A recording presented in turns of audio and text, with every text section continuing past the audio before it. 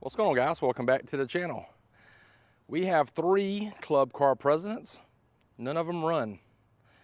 Let's one by one get them into the shop, find out what's wrong with them, and fix them. I think they're going to be pretty easy. The blue one, I think it just needs something to do with the M-core. The white one, I'm thinking it just needs a tow run switch. And the beige one, I think it just needs a new lithium setup. But anyways, 3 in 1, let's get them done. All right, guys, first cart. This is the club car Precedent with the All-Tracks AC1 kit on. We recently did a install video on the system before I removed myself from YouTube for a little while. Anyways, my son flipped it maybe 2 months ago, 2.5 months ago. Tore the Lazy Life seat up pretty good here. Didn't tear the top of it up any, but the side of the seat got tore up. Also broke the mount on the back. And then when I flipped it, I broke the seat. I ripped the top of it up here, just aggravating. Anyways, I also did some damage over here on like this right here, seat handle, and over here on the side plastic a little bit. But other than that, that's the only physical damage, and the tail light came off or whatever. That's about the only physical damage that's done to the golf cart. The only damage that I know is the F&R switch got completely sheared off and it fell somewhere out the street. So I'm thinking this cart right here just needs, not an F&R switch, a tow run switch. It just needs a new tow run switch. We need to still make some more videos about how to program the All-Tracks AC1 kits. Remember, if you're looking for an All-Tracks AC1 kits, you can use my code FINERTAINMENT24 to save 10% off of your purchase at alltracks.com. So I don't know which battery I'm keeping here. I went ahead and got everything removed. I'm about to remove it, but I have a Vatra 150 amp hour, 51.2 volt battery. We need to do a review on it. I also have the Vatra 72 volt battery. I can't wait to see what this cart is like on 72 volts, but this might be the next cart that I build for myself. All right, let's see about this right here. If anything else is messed up or not. And it doesn't look like it, except the switch is completely sheared off there. Everything else looks to be fine. This cable looks a little loose here. I might need to tighten that up. This completely broke off here. That was part of the switch, which sucks, but anyways. You guys, welcome to my life. Hey, look, that's cool, ain't it? Yep. Switch just cracked on me during mid-installation, so that's great. So I got to either rebuild a switch or go buy another switch. So, you know, just the way things are. So I had those ring terminals on. Had the switch in place, and then the switch exploded, and I don't know where the spring went and everything. So if it ain't one thing, it's definitely another. All right, just left the hardware store, picked up another switch. I'm gonna get this one installed. I think what I'm gonna do first is connect the wires to the terminals before we actually put the switch into the panel. I think that should work a lot better. All right, switch number 2 is in, and it didn't fly into 1,000 pieces, so turn it on. The battery is on. Key switch is on. Put it in reverse. It's in reverse. And it's in forward. So nothing happened to the cart other than the tow run switch sheared. So now this one runs again. All right. So that's good to go. I will update you guys with the All-Tracks AC1 kit and do like maybe a programming series on it, hopefully kind of soon. We also need to do some more things to this cart. I don't know exactly what I want to do to it yet, but I'm going to do some things with it probably. And might make this my new personal cart, like I was saying in the last video. Kind of want to get rid of Walking Tall. Just change it up. I would like to go like a Precedent again. So with that being said, might hang on to this one just for a little bit longer and see what we can come up with. yeah, let's get on to Precedent number 2, which is my wife's Precedent. All right, if you guys have been watching the channel long enough, you know that this is Mama's cart. And Mama's cart was running perfectly fine. Nothing was wrong with it.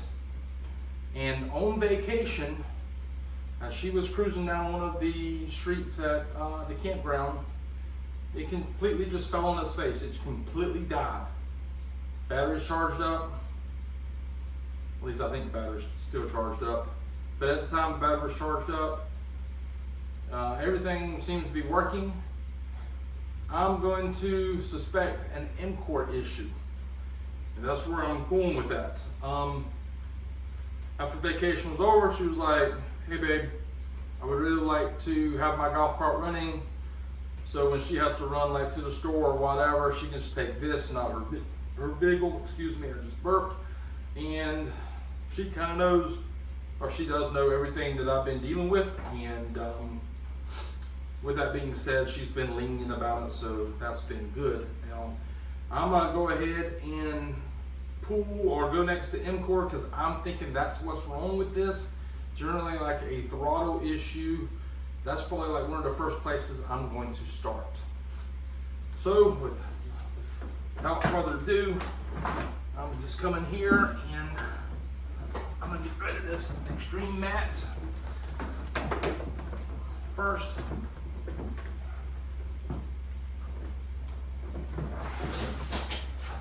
That's going to expose the stock mat. And on the stock mat here, you can just pull it forward, tuck it back behind the pedals. That's an easy, it's going to be an easy fix. Look, an MCOR, and I don't think it's supposed to be able to where you can just pull it out like that. So this pedal group, it only has one spot for like a mounting bolt. I thought they generally had 2, but this one only has 1. I'll throw up a image of it right here. I found a screw. I'm gonna see if this right here screw will work in the MCOR and the pedal group, and if so, I'm gonna try it real quick and see if that will keep it mounted. All right, got that screw in. There was not a slot for the other mount towards the front of the cart, so I got at least 1 in there. And we're going to see if this right here will work, but that should be all this needs. I'm going to go ahead and get it back mounted and test it out. Let's see what we got here. Okay, I think the tow run switch might be in the off position.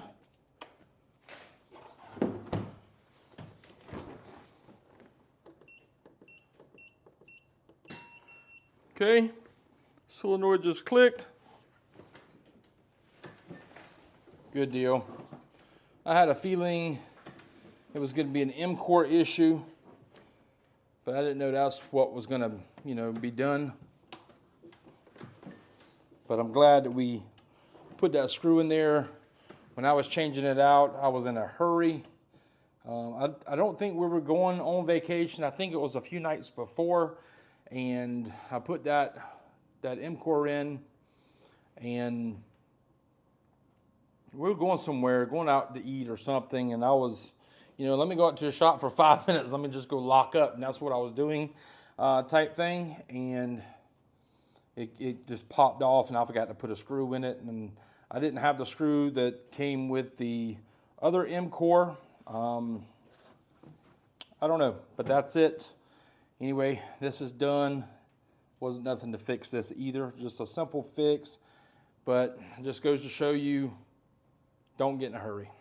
All right, this has got a third cart here, and this golf cart belongs to a local, and it doesn't run due to the batteries, so he brought it in. It's got the 4 12-volt batteries in here. We're gonna remove those. We're gonna drop a lithium battery in here for him, and we're gonna get it going. So that's pretty much all we need to do with this cart. All right, get the batteries out of here. I think the first thing I'm gonna do in here, I'm gonna just try to clean up this battery tray as much as I can. We also need to replace the ring terminal here on the main positive. The main input from the charge port came off as well. Might replace that. But the first thing I'm going to do is try to get as much as I can vacuumed out of here and cleaned up just about the best I can. All right, this battery compartment is now cleaned out and vacuumed as well. I need to replace the positive terminal on the main power cable still. The beauty of this is it's actually the next day. I had some stuff come up late last night while I was working on it, and now it's late in the evening, and we need to still keep going on it. Another thing I'm gonna do is probably come in here and surface these right here, this one and this one, so the battery can sit right here in that location right there. So I'm gonna be using some of these studs here to use as a distribution block for this battery on this golf cart. I got 2 of those, just like this right here this morning. I went ahead and drilled out all of the holes to fit those studs. Positive, negative for the cart, positive, negative from the battery as well. So this is the battery charger we're gonna use on this golf cart here. It's called Suraziki Smart Charger, 58.4 volts, 18 amps. It's an onboard charger. Okay, you got your cooling fans, it's got your little handle here. It's got holes on here that you can mount the charger either to the golf cart, you can mount it to your garage, your shop, or whatever. We're gonna probably leave this right here mounted into the golf cart itself. And we're gonna hook everything up. This is the way he wants it. I think he's gonna install like a no-co in his Precedent at a later time. He didn't ask me to do any of that, so I'm not gonna do anything other than just mount this right here down. We do need to open these holes up just a little bit for these studs that we got for it. But other than that, that's what we're gonna do. That's the charger we're using. And I'll place a link to this charger in the description below if you're interested in one of these. Also remember that the battery that we're using on today's video, this is the Big Battery Falcon Elite, 48 volts, 60 amp hour battery. You can use my coupon code FENTERTAINMENT to save 10% from BigBattery.com. Well, look at there. I just drilled those out. Actually, you know, I can't lie to y'all. As I was drilling it, it completely ripped that wire off of there. So anyways, went ahead and clipped them, put some new heat shrink ring terminals on there that fits the studs, and we're golden. All right, got this right here, cart wrapped up here. Went ahead and mounted the charger underneath the driver's side seat vertically. It's got your extension cable hook up here. I think he might get a no-co, he said. He said he was just gonna put that in. Ran the output through this notch. On the other side of this plate here, I put a positive and negative stud. Back here, I made a notch to run the cables for the battery back here. But I couldn't turn it on because he didn't bring a key with it. Well, I used to keep keys in stock. I had to find this key in the bottom of this box here, but my son was taking some of the keys that I had from one of his buddies down the street because his buddy's daddy kept taking the golf cart key from him. So he was like, hey, I'm gonna give my buddy a key so he can ride the golf cart again. So anyways, you know where kids are when they're 14, 15 years old, but found a key and everything's wrapped up here. This one's good to go and it runs now too. So there's 3 golf carts in one video. We've done, it wasn't very exciting. You know, the first one, it was just a toe run switch. The second one was the M-Core on the pedal group. It was missing a screw. And the third one, it had some old batteries in it. Actually, these old Trojans right here. And we just went and dropped one lithium in there. This is a Big Battery Falcon Elite, 48 volts, 60 amp hour battery. 20 miles with a Navitas, probably 25 with a basic bone stock cart. So anyways, that's the first video back. I appreciate you guys watching today's video. And until next time, we'll see y'all later. Bye.